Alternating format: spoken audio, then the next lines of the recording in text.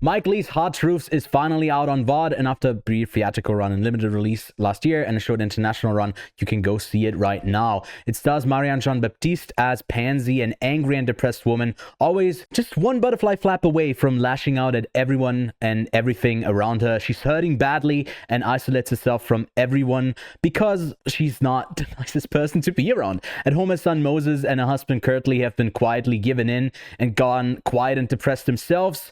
Only her sister Chantal seemingly hasn't given up on Pansy. Welcome back to Quiet on Set. I'm Ewan Graf, and I'm joined by Kevin Dunmans to discuss Hard Truths from Mike Leigh, a film that we were both looking forward to quite a bit. I respect it.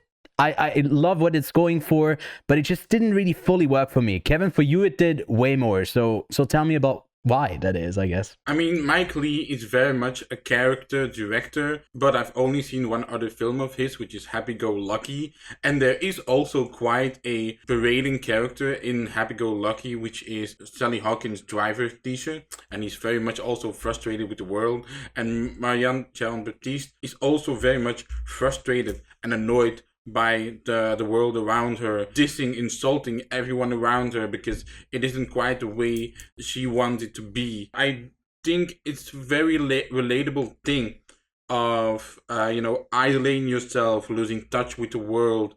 Not everything is quite as she wants it, and even her family really taking distance from her.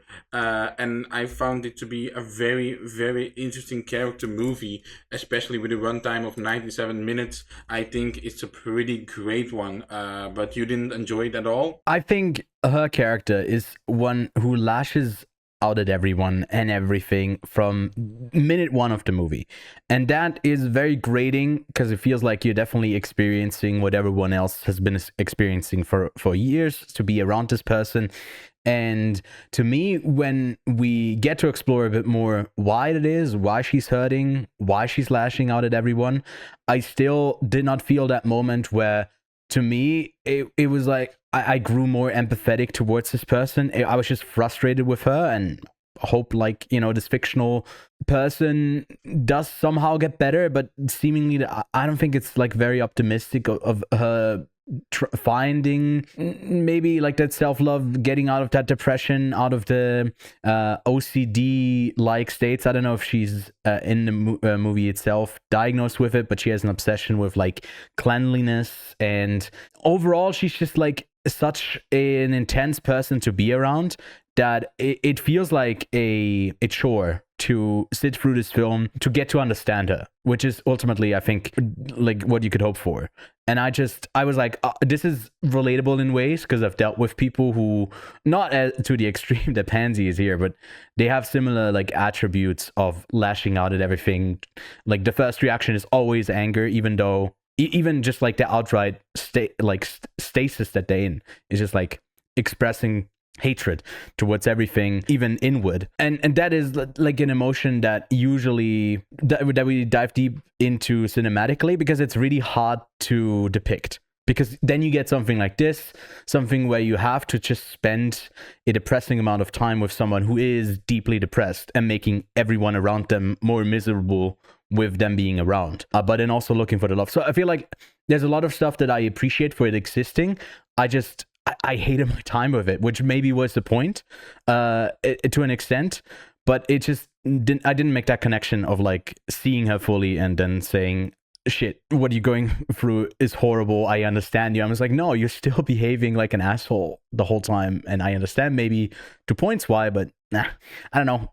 Well, no, but see, the thing is, right, it's one movie, Hard Truths, it's one movie, and you're kind of packing all of the frustration into this one character where she's firing on all cylinders. And that's why I love this movie, because people can get annoyed in it. At least so everyone can see one annoyance of her and be like, I get it. I tap into that. And that's why I think this movie works so well, because it taps into all of it. I also love that this is such a, the whole cast is made up of black actors. And that also gives it another meaning because, you hear the stereotype of, black people people, especially in the UK, being always more angry, hitting the sandals, hitting the children with the sandal and everything, which is a stereotype. It also taps into that cultural layer of the UK, and I also, again, love that aspect of it. The quiet moments are the loudest. The loudest moments are often the most desperate ones, and hard truths. I love it. I loved it. Marianne, Jean-Baptiste. You say the movie doesn't, but what do you think about the performance? Because I totally think she should have been nominated. I don't know about nominations because I feel like the lead actress category is quite strong overall. I think give me Gascon over. No. Overall, I mean, if we had one pick, she'd be out of there for sure. I think the Oscars would agree with you there. And yeah, she's like. There's a couple of other people who also are really strong this year. I think she definitely is the standout. To me, like the smaller performances also work. I think like I definitely get. I don't dislike this movie. It's just, to me, was like exasperating to watch. It was like looking in the mirror, wasn't it? No, I'm not that angry. The only maybe you think that because like as soon as I have to deal with you, I turn into Pansy. With everyone else around, I'm good and Dan. I'm like more like her sister Chantal. But no, I think her daughters as well from Chantal. The kind of moments that she have, because the movie doesn't always stay on Pansy. It also shows us some of the interactions that some of the other characters have and the frustrations that they face and how they deal with them more in a way that they're not lashing out, where they like there's a bit of like white lies about how a meeting went, or like, when something doesn't act up, and Pansy's just basically, like you said, like that relatability. You have a moment where you maybe understand why you're lashing out. For me, I didn't have that with most of her moments. I feel like she was always the aggressor out of nowhere.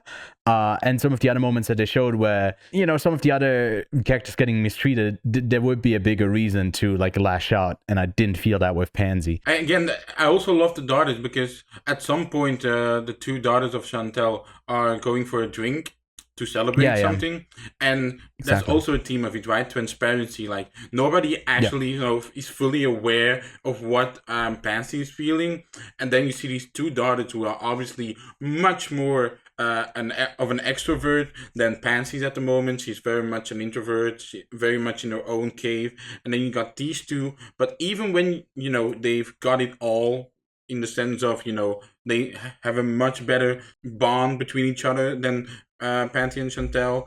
Even then, you can't really be that honest with each other. You can't really tell the full truth, the hard truths, as the title refers to, because you don't feel comfortable, even in your own family, when you have a bond such as strong as they have of Pansy's nieces. It still is hard to put out there, and again, those are the little micro interactions that make this movie for me. For me, it is more like in the way that they are letting maybe some part of like the harder part of the day, even if they're not truthful about it, and like talking about it with others.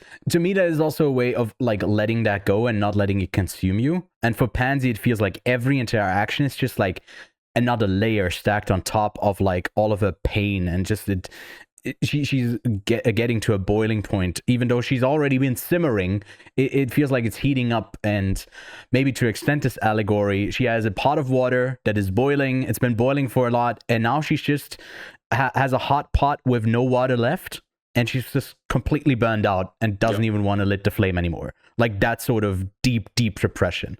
Yeah, and that's where the movie ends on a very, very vulnerable point. I'm telling you, it worked all. It all worked for me. It all worked for me. So yeah. I gave it a 9 out of 10. I gave it a 7 out of 10. Averages out to maybe an 8 over From Quiet on Set. I think it's a worthy recommendation, but it's not something that you need to be maybe a bit ready for it, because otherwise, if you meet it at the wrong level, then like it's not a comedy movie. It's obviously not a comedy movie. I don't know. No, and not entertainment. I think that's sort of drama. Funny enough, the primary genre on Letterboxd is comedy. Really? Yeah. I don't think that is weird. It's not funny at all. And there are some comedic bits inside the loud argument spans he has, but I wouldn't qualify it as a comedy. I get why maybe if you watch this with an audience that they would like nervously laugh at stuff, or she's so over the top that you're like, oh, look at this Karen. In a way, to me, it was always kind of tragic. It was always tragic to see this person lash out for no reason, and it made me more angry than it was like making me sad. Which maybe was one of the reasons why I thought it was like too much in all of this. But anyways, that's it from us. Let us know what you think of Hard Truths. Leave a like and subscribe to the channel. Go check out the podcast. Kevin's socials are linked below, mine as well, and we'll see you soon.